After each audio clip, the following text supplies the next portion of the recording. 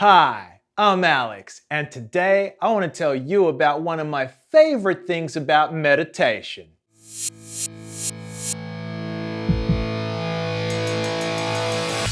So I've been meditating for a while now, and a lot of amazing things have happened.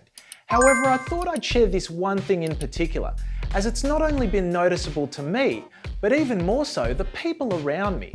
Especially if you compare pre-meditation Alex to post-meditation Alex. Alright, so after a while you really start to notice things much more. It's like you develop this extra space in the brain that allows you to process information much more closely. For example, if you feel something or see something, that information from your sense of touch and sense of sight gets highlighted. Instead of just getting bypassed, it gets put through this new developed space in our brain, giving you a much closer look at whatever it is you've just sensed. For the first time, instead of just reacting straight away to a certain situation, we're able to examine it, and we start to be really curious about things instead of dismissing them. It's like a safety buffer that's really slowing us down, giving us enough time to make a much better decision, instead of just crashing and reacting. So, how does this help in a real-life situation? Well, heaps. You're already appreciating life much more. But let's look at relationships. Sometimes a person may say something that, to a person that didn't meditate, may come across as shocking or even offensive. Judgment starts to arise, and any hope for a civilized conversation is gone. However, when that meditation safety buffer's in place, we can really take in what we hear, and we start to examine not only what has been said, but why it's been said. Just by this first step, we're already making it incredibly hard for judgment to arise. We start to understand that there actually may be a very good reason why it is the person said what they said. We start to get curious about it instead of pissed off and offended. It makes it impossible to not think before you speak. However, you're thinking that much more. So yeah, even with everything going on in the world today, I've actually surprised myself how I've managed to stay curious and always consider why.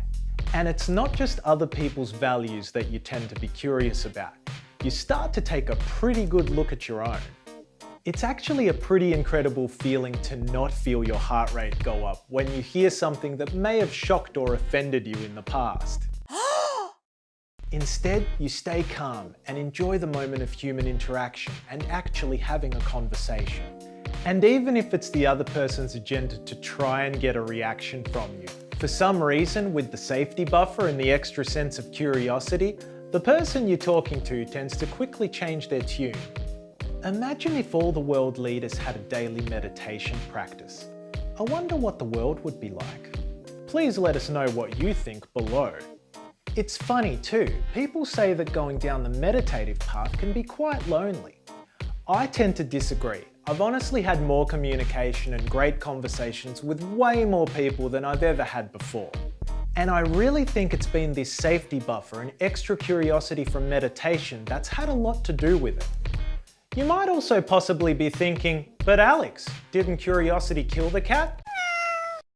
Well, lucky for us, we're not cats, we're human. However, let's be curious and find out where this phrase came from.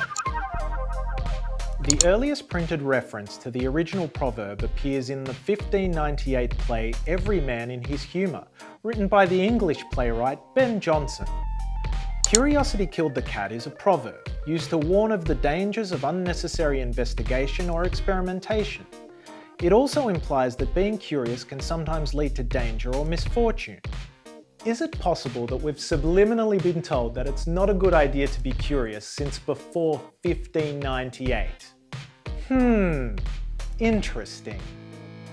If this video has given you value, please hit the like button, subscribe, maybe share it with a friend. I'll see you next week. I'm Alex. Later, Meditator. Make no mistake, you're